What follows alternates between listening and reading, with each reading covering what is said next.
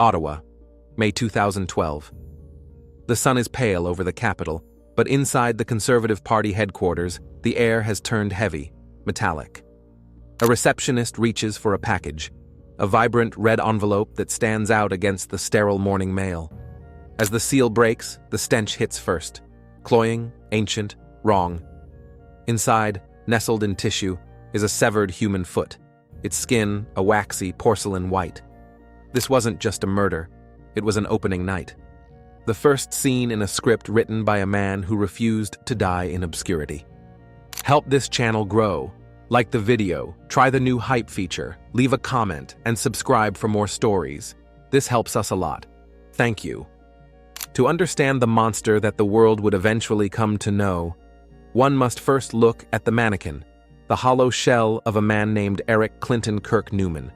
He was born on July 24, 1982, in Scarborough, Ontario, a suburb of Toronto that felt, to him, like a vast gray prison.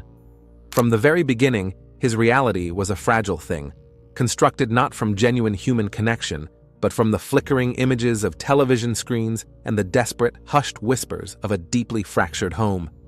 His mother, Anna Yorkin, would later describe a household defined by isolation. Eric was homeschooled, a decision that kept him away from the sharpening stones of social interaction during his most formative years.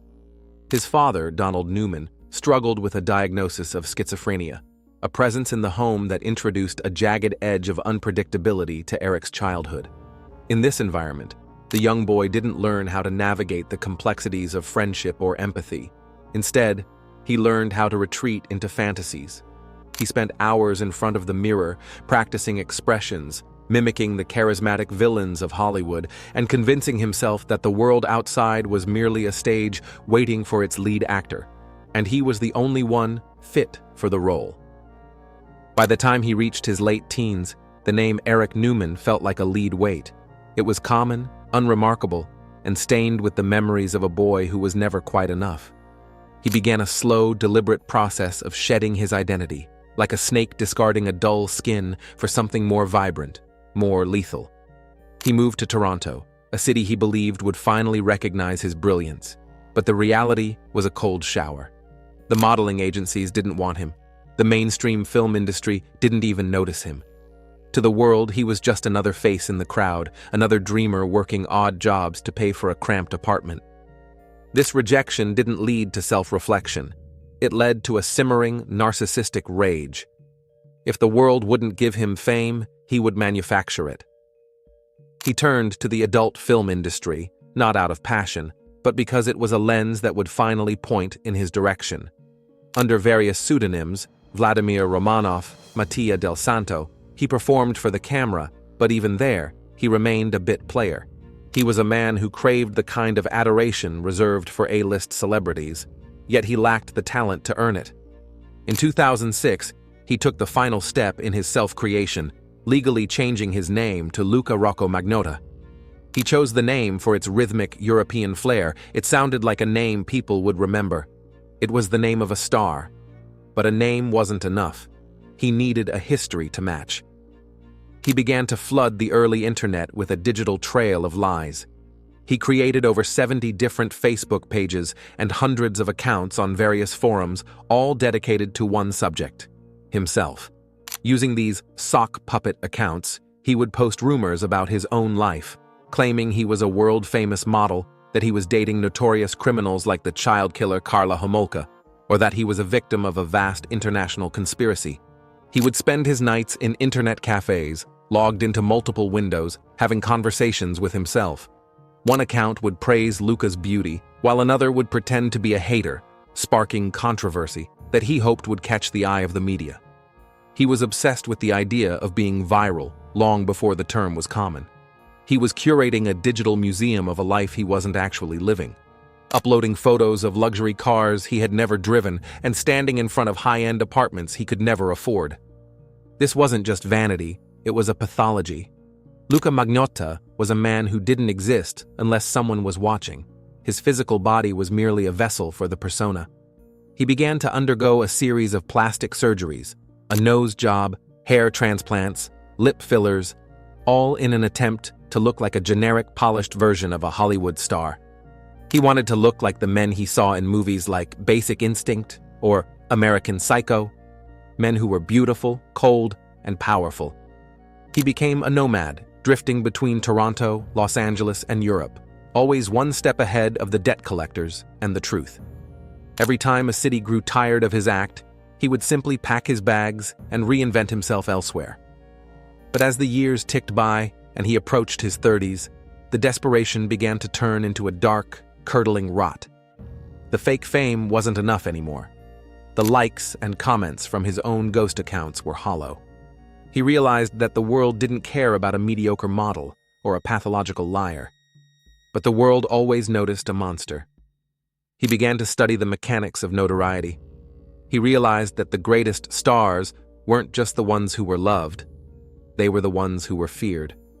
He started to watch the way the internet reacted to cruelty.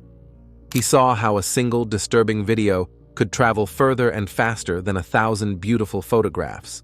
The script was changing. He was no longer interested in being the romantic lead. He was ready to embrace the role of the villain, the kind of villain that would force the world to look at him, even if they had to scream while doing it. He started small, testing the waters of public outrage. He began to film himself in situations that would make any sane person recoil, documenting the suffering of the most vulnerable creatures he could find. He wasn't just committing acts of cruelty, he was directing them. He would set up the lighting, choose the music, and ensure the camera angle was perfect. He was a director of horrors, and the internet was about to become his first unwitting audience. The man who had spent his life begging for a glance was about to ensure that no one who saw his work would ever be able to look away. His digital footprint became a labyrinth of breadcrumbs, a deliberate challenge to the keyboard warriors he knew were watching. He thrived on the attention of the very people who sought to stop him. To Luka, there was no such thing as bad press. There was only the spotlight, and he was willing to burn down the entire world just to stay in its warmth for a few more minutes. The transition from Eric Newman to Luka Magnotta was complete. The mask was on, the stage was set, and the first act of his masterpiece was about to begin. The year was 2010, and while the rest of the world was beginning to embrace the connective power of social media for shared memories and viral dances, a darker corner of the internet was already being colonized by a different kind of content. On a niche gore website, the kind of place where the curious and the depraved meet to witness what the mainstream media refuses to show, a video appeared. It was titled with a simplicity that belied its horror: One Boy, Two Kittens. The video was low resolution, grainy, and claustrophobic. It showed a small, sterile room. A man, his face carefully obscured, dressed in a purple hoodie, stood over a bed covered with a distinct sunflower yellow comforter. On that bed were two helpless kittens. The man didn't just hurt them, he used a vacuum sealer, a kitchen appliance meant for preserving food, to slowly and methodically extinguish their lives. He didn't just want to commit the act, he wanted to record it. He wanted to edit it. He wanted to release it. The reaction was instantaneous, not from the authorities, who at the time viewed animal cruelty on the internet as a low-priority nuisance, but from a loosely knit collective of ordinary citizens. This was the birth of the internet sleuth, a breed of digital detective fueled by a mixture of righteous indignation and obsessive curiosity. In a Facebook group titled "Facebook Detectives Catch a Cat Killer," two individuals emerged as the leaders of the hunt: Deanna Thompson, who went by the online handle Bowdy Movin', and John Green. They didn't have badges, and they didn't have warrants. What they had was time, and an infinite capacity for frame-by-frame analysis.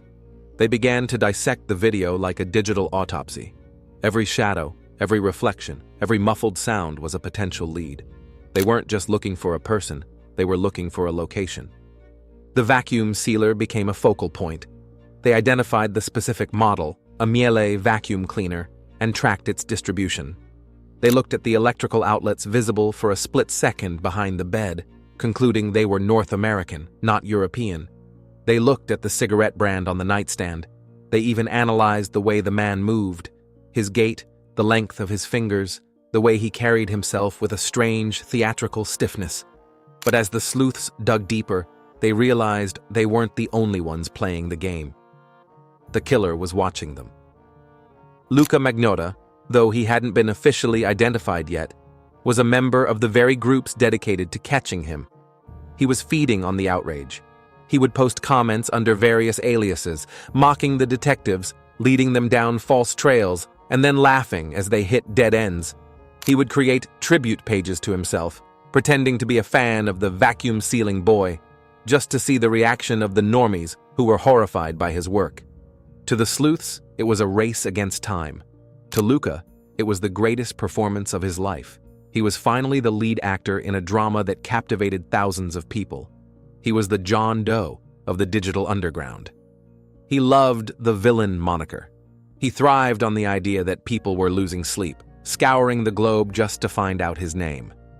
The escalation was predictable to those who understood the narcissistic mind, but invisible to the police. In 2011, a second video surfaced, Python Christmas. It was more elaborate, more produced. It showed a kitten being fed to a large snake. Again, the outrage spiked. Again, the sleuths warned that this was a man who was practicing, a man who was desensitizing himself to the act of killing, moving from small mammals to something larger. Deanna Thompson and her team eventually found him. They connected the digital trail, the hundreds of fake accounts, the modeling photos, the Vladimir Romanov personas, to a single man living in Toronto. They found his address. They found his name, Luka Magnotta. They did what any responsible citizen would do. They compiled a massive dossier of evidence and took it to the police. They told the investigators that this man was a ticking time bomb. They explained that his need for attention was so vast that he wouldn't stop until he took a human life. The response from law enforcement was a cold, bureaucratic shoulder. They told the sleuths that there was no real crime yet. Animal cruelty, while illegal, didn't warrant the kind of international resources the detectives were demanding. The police saw a weirdo on the internet. The sleuths saw a predator in the making. Luka, emboldened by the authorities' lack of interest, began to taunt his pursuers more openly. He sent emails to the group, claiming that once you kill, you get a taste for it, and hinting that his next project would be something the world would never forget. He was no longer hiding his identity. He was branding it. He wanted the sleuths to know it was him. He wanted them to feel the helplessness of knowing what was coming and being unable to stop it. He moved to Montreal, seeking the anonymity of a larger French-speaking city. He rented a small, nondescript apartment on Descaries Boulevard, a place that looked like 1,000 other bachelor units. But inside, he was turning it into a movie set. He was buying equipment. He was scouted for co-stars on Craigslist and dating sites. He was looking for someone who wouldn't be missed, someone who could serve as the final prop in his bid for eternal fame. The atmosphere in the online groups turned from determination to dread. The prelude was over. The sleuths had done their job. They had identified the killer before he killed, but the system had failed to act. Luka was now a man with nothing to lose and a script that required a climax. He was spending his days in Montreal's gay village, drifting through bars, presenting himself as a quiet, somewhat eccentric young man. He was charming when he needed to be, invisible when he didn't. He was waiting for the right person to cross his path, someone who didn't know about the vacuum sealer, someone who didn't know about the sunflower blanket, someone who would walk into his apartment thinking they were meeting a date, only to find themselves cast in the lead role of a nightmare. The digital trail of cruelty had led to a physical doorstep in Montreal. The cameras were ready. The lighting was set. Luka Magnotta was about to take his final bow as an internet curiosity and step into the blinding, horrific light of international infamy. The sleuths could only watch their screens and wait for the notification that would confirm their worst fears. The script was moving into its final blood-soaked act, and there was no one left to call for a cut. The man in 208, Luka Magnotta, is no longer the drifting model or the internet ghost of years past. He has spent the last several weeks preparing. The apartment is small, scarcely 400 square feet, rented for less than $500 a month. It is a space of utilitarian misery. Yet Luka has curated it with the precision of a movie set. On the wall hangs a poster for the film Casablanca. Humphrey Bogart and Ingrid Bergman, icons of a vanished Hollywood glamour, staring down at a stained mattress and a stack of plastic containers. It is a jarring juxtaposition, the height of romantic cinema overlooking a room destined for the depths of human depravity. While Luka waits, a world away from the celebrity life he invented, a 33-year-old man named Jun Lin is finishing his day. Jun Lin is, in every way, the antithesis of the man waiting in apartment 208. He is a student at Concordia University, pursuing a degree in engineering and computer science. He is a son, a brother, and a beloved friend who moved from Wuhan, China, to Montreal in search of a better life, a life built on hard work and genuine achievement rather than digital illusions. He works part-time at a local convenience store to support his studies, known by his co-workers for his quiet kindness and his infectious, shy smile. The two men exist in parallel universes until a single Craigslist advertisement bridges the gap. Luka had posted a casual encounter ad, a lure designed to attract someone who wouldn't be looking for a long-term connection, someone who might disappear into a private room without a second thought. Jun Lin, perhaps seeking companionship in a city where he was still finding his footing, responds. He has no way of knowing that he isn't walking into a date, he is walking into a trap. The late-night air is cool as Jun Lin arrives at the building.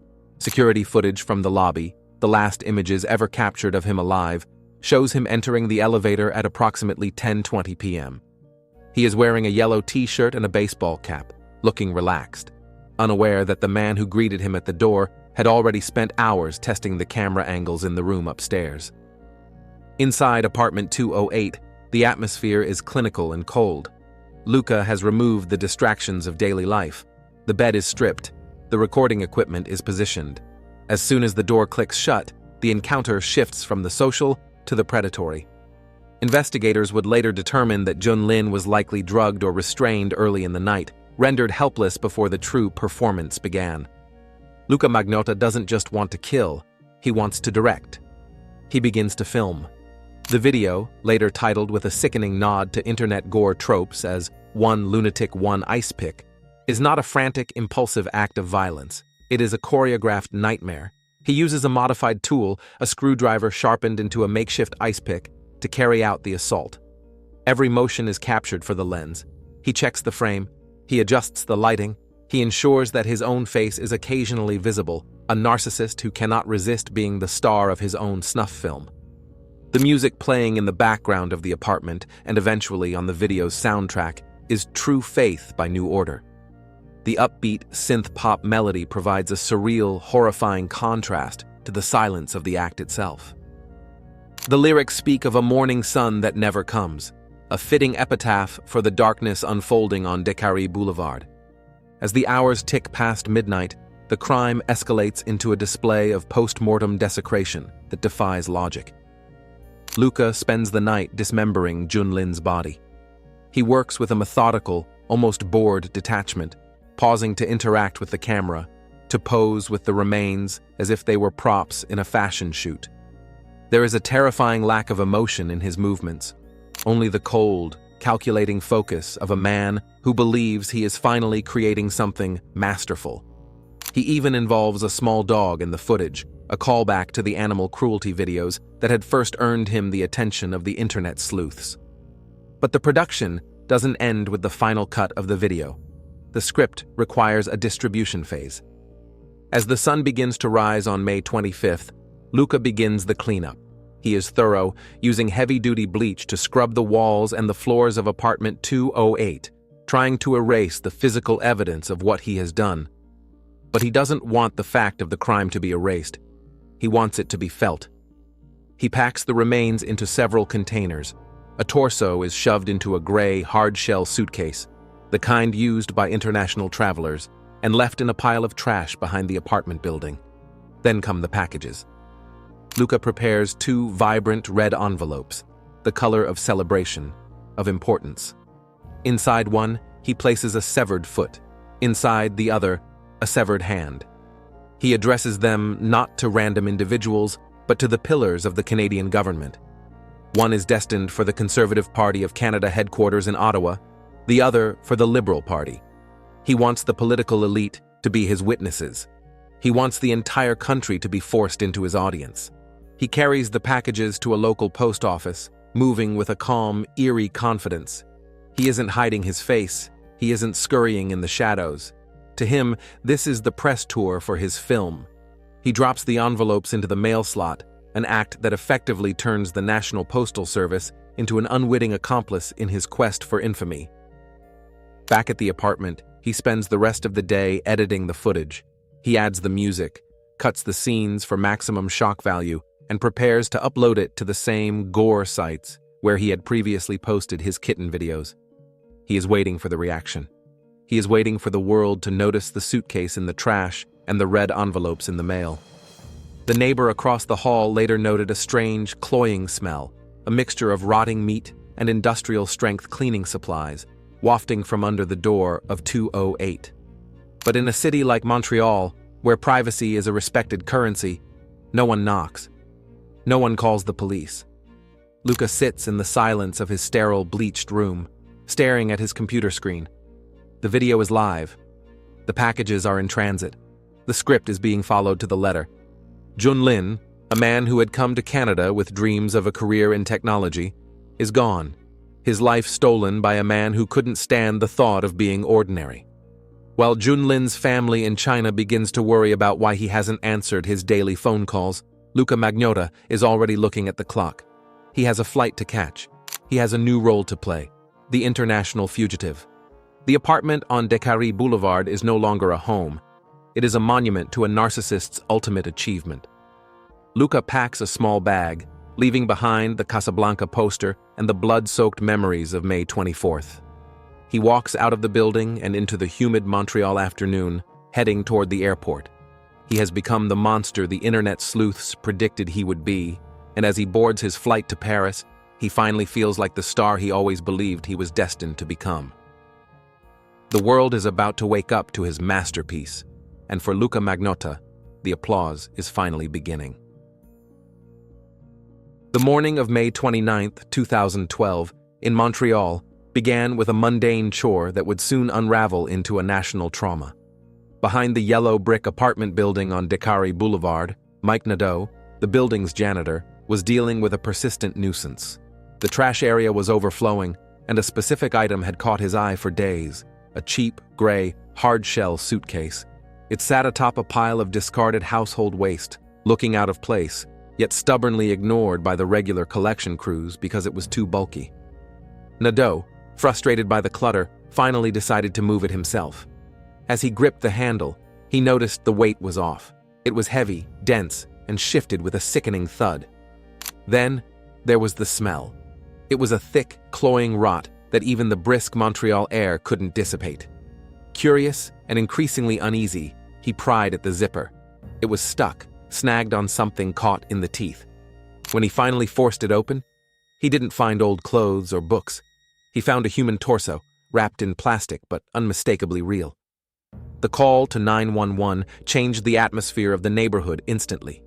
Within the hour, the alleyway was transformed from a drab service entrance into a high-stakes forensic theater. Investigators from the Service de Police de la Ville de Montréal, SPVM, cordoned off the area, their white suits standing out against the grime of the trash bins. As they processed the scene, the realization set in that this was not a localized accident. The torso was missing its head and all four limbs. The cuts were methodical, not the work of a panicked amateur, but of someone who had taken their time. While the police in Montreal were staring at a suitcase 120 miles away in Ottawa, the day was taking an even more surreal turn. At the headquarters of the Conservative Party of Canada, a staff member opened a vibrant red envelope. The contents, a severed human foot, sent the building into a state of emergency. Soon after, a second package was intercepted at a Canada Post sorting terminal, addressed to the Liberal Party. It contained a severed hand. The script Luka had written was being delivered exactly as he intended, with maximum theatricality and a total disregard for the human life he had extinguished. Back at Descaries Boulevard, the investigation moved inside. A canvass of the building led the police to apartment 208. The smell of bleach was overpowering even before they crossed the threshold. Inside, the unit appeared nearly empty, but the cleanliness was a lie. Using luminol, a chemical that reveals trace amounts of blood even after scrubbing, the detectives watched as the room lit up like a neon map of a massacre. The blood was everywhere, on the walls, on the floor, and soaked deep into the wood of the bed frame. Among the sparse remains of the tenant's life, they found a receipt for a local shipping store and a piece of paper with a return address: Luka Rocco Magnotta. As the forensic teams worked, a different kind of search was happening online. The internet sleuths, who had been shouting into the void for nearly 2 years about the cat killer, finally saw the news they had been dreading. They didn't need the police to tell them who the suspect was. They began flooding the SPVM with tips, linking the One Lunatic One Ice Pick video, which had just surfaced on a gore site, to the man they had already tracked across the digital landscape. The victim, however, remained a mystery for several more agonizing days. Junlin's friends had already begun to worry. He was a man of habit, a dedicated student who never missed his shifts at the convenience store. When he didn't show up for work on May 25th, his employer contacted his friends, who in turn reached out to his family in China. They posted desperate pleas on social media, hoping he had just lost his phone or was taking a quiet break. The identification process was a somber, scientific necessity. DNA from the torso in the suitcase and the extremities in the mail was matched to the profile of the missing student. On June 1st, the SPVM officially confirmed that the victim was Junlin. The news shattered his community. His parents, who had sacrificed everything to send their only son abroad for an education, were now faced with the impossible task of traveling to Canada to retrieve what was left of him. By the time Junlin was identified, the man responsible was already a ghost. The police checked flight manifests and security footage at Montreal Pierre Elliott Trudeau International Airport. They found him on the cameras from the night of May 26th, 2 full days before the torso was even discovered.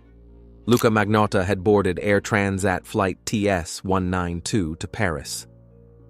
The search had now expanded from a Montreal alleyway to an international manhunt. The Interpol Red Notice was issued, flashing Luka's face onto screens across the globe. But the disappearance of Luka Magnotta was not a simple flight from justice. It was a continuation of his performance. He wasn't hiding. He was touring. He had left behind a scene of absolute horror in Montreal, knowing that every detail he left behind, the Casablanca poster, the red envelopes, the blood-stained mattress, would be dissected by the media. The investigation into the disappearance of Junlin revealed the hollow cruelty of the man who took his life. While Junlin had spent his final days working, studying, and helping his friends, Luka had spent his days preparing for a crime that would make him famous. The disparity was staggering. The search for Junlin ended in a morgue, but the search for Luka Magnotta was just entering its most high-profile phase. As the Montreal police processed the thousands of images and hours of video found in apartment 208, they realized the extent of the premeditation. This wasn't a casual encounter gone wrong. Every step, from the purchase of the suitcase to the mailing of the limbs, had been a calculated move in a game Luka was playing against the world. He had vanished, but he had left the world with a souvenir of his presence that no one wanted. The disappearance was his final trick in Canada, a middle finger to the authorities who had ignored the warnings of the sleuths, and a tragic end to the promising life of a young man who had the misfortune of meeting a narcissist with a script. The search now turned toward Europe, where a man who thrived on being seen was trying to stay famous without being caught. The trail in Montreal had gone cold, but the digital breadcrumbs were still glowing, leading the way to a confrontation that Luka had been dreaming of for his entire manufactured life. While the forensic teams in Montreal were still scrubbing the residue of a nightmare from the floorboards of apartment 208, the man they were hunting was already 3,000 miles away, walking the rain-slicked streets of Paris. Luka Magnotta had not fled into the shadows. He had stepped onto a larger stage. As he landed at Charles de Gaulle Airport on May 27th, He moved with the practiced ease of a man who believed he was on a press junket rather than a flight from a murder charge. The investigation in Canada was now racing against the clock. The SPVM had officially identified the remains as those of Jun Lin, a 33-year-old student whose only mistake was responding to an ad placed by a predator. The horror of the crime was compounding. The red envelopes delivered to political offices were confirmed to contain the victim's hand and foot. But as the Interpol Red Notice began to ping on law enforcement screens across the globe, the digital trail Luka had spent years cultivating became the very thing that began to tighten the noose. In Paris, Luka checked into a low-budget hotel in the suburb of Bagnolet. He didn't stay in his room. He went to bars. He went to clubs. He was seen dining in restaurants, looking at his own reflection in windows, and even inviting a man he met at a bar back to his room. He was a narcissist who couldn't help but seek an audience, even when that audience was a potential witness for the prosecution. The breakthrough came from a combination of old-school police work and the relentless pressure of the internet. A witness at the hotel in Paris recognized Luka's face from the news and contacted the French authorities. By the time the Brigade de Recherche et d'Intervention arrived, Luka was gone, but he had left behind a scene that was becoming his calling card, a room littered with the debris of his vanity, pornographic magazines, a used air sickness bag, and the lingering clinical scent of his presence. The digital detectives, led by Deanna Thompson and John Green, were watching the news cycle with a sense of grim vindication. They had warned the world that this escalation was coming. Now, they were using their skills to analyze every scrap of information released by the European police. They weren't just looking for where he was, they were looking for where his psychology would lead him next. Luka, sensing the walls closing in on him in Paris, boarded an Eurolines bus destined for Berlin. He was a man who understood the aesthetics of the fugitive, the long bus ride, the anonymity of the highway, the crossing of borders. But in the age of constant surveillance, his stardom was being recorded at every turn. CCTV footage from the bus station showed him in a casual jacket and jeans, looking less like a cinematic villain and more like a tired, desperate man running out of options. He arrived in Berlin on June 1st, drifting into the Neukölln district, a vibrant, multicultural area where he thought he could disappear. He checked into a hostel, but his addiction to his own image was his undoing. On the afternoon of June 4th, Luka walked into an internet cafe on Karl Marx Strasse. It was a nondescript place, filled with the hum of computers and the smell of stale coffee. Kadir Anlaisli, the employee working the counter that day, noticed a man enter the shop. He looked familiar, thin, pale, with high cheekbones and a face that had been plastered over every newspaper in the city for the last 48 hours. The man sat down at a computer in the back corner and logged on. What Luka did next was the ultimate testament to his pathology. He didn't look at maps. He didn't look for ways to escape or hide his tracks. He spent over an hour reading news articles about himself. He was scouring the internet for the world's reaction to his masterpiece. He was reading about the search for Jun Lin, the suitcase in Montreal, and the red envelopes in Ottawa. He was basking in the infamy he had worked so hard to achieve. Kadir didn't hesitate. He stepped outside and flagged down a passing police van. Within minutes, 7 German police officers entered the cafe. They approached the man at the back computer. "Are you the person we are looking for?" an officer asked. Luka didn't fight. He didn't try to run. He simply sighed and looked up from the screen. "You got me," he said, his voice flat, almost relieved. The arrest of Luka Magnotta was captured by the very thing he craved most: cameras. As he was led out of the cafe in handcuffs, the news crews arrived almost instantly. The image of the Canadian psycho being taken into custody in Berlin flashed around the world within minutes. It was the climax he had scripted, the dramatic capture of the international villain. But as the police began to process him in the Berlin station, the reality of the man began to strip away the movie star persona. He was no longer the director. He was a prisoner. The investigation now shifted focus to the grueling process of extradition and the mountain of evidence that had been gathered across 2 continents. In Montreal, the janitor who found the torso and the police who walked into the blood-drenched apartment 208 were preparing for a trial that would force them to relive every horrific detail. The manhunt was over, but the investigation into the why was just beginning. The detectives were finding that Luka's life was a house of mirrors. Every fact he had ever put online was a lie. He had never dated the people he claimed to date. He had never been the successful model he pretended to be. He was a hollow man who had used the most brutal act imaginable to fill the void where a soul should have been. The world watched as the Canadian military transport plane took him from Berlin back to Montreal. It was a high-profile return, guarded by elite tactical units. Luka looked out the window of the plane, seeing the city where he had committed his masterpiece, perhaps still believing that this was all part of the film. But for the family of Junlin, the return of Luka Magnotta brought no closure, only the beginning of a long, painful quest for justice, in a courtroom that would soon become the site of the final act in Luka's scripted tragedy. The internet sleuths, who had started this journey with a video of two kittens, could finally step away from their screens. They had done what the system could not. They had seen the monster before he bit. As Luka sat in his cell in Montreal, awaiting trial, the spotlight he had so desperately sought was now a harsh, unforgiving glare that revealed exactly what he was: a murderer who had confused fame with infamy and a script with reality.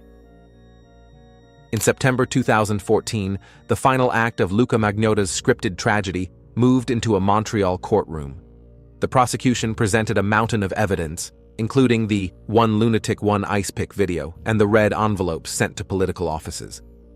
While the defense attempted to argue that Magnotta was not criminally responsible due to schizophrenia, a condition mirroring his father's struggles, the prosecution painted a far more calculated picture. They highlighted the years of premeditation, the systematic disposal of evidence, and the deliberate international flight as proof of a man fully aware of his actions. After 8 days of deliberation, the jury rejected the insanity plea. Luka Magnotta was found guilty on all counts, including first-degree murder and indignity to a human body. He was sentenced to life in prison with no possibility of parole for 25 years. The man who craved the world's gaze was finally cast into the permanent shadow of a maximum security cell. Luka Magnotta wanted a legacy written in blood and pixels, and in the darkest sense, he achieved it. He turned the justice system into a supporting cast and the global audience into his final witnesses. But as the cell door locked, the script finally ran out of pages. Beyond the headlines and the digital infamy lies the silent, enduring grief of Junlin's family. A reminder that while a narcissist plays at being a monster, the pain they leave behind is the only thing that is truly real. The spotlight has faded. The credits have rolled. Now, there is only the silence of the void he created. If you have finished watching, you are a real fan of true crime. Subscribe to the channel, turn on the bell notifications, and put the like. See you in the next video.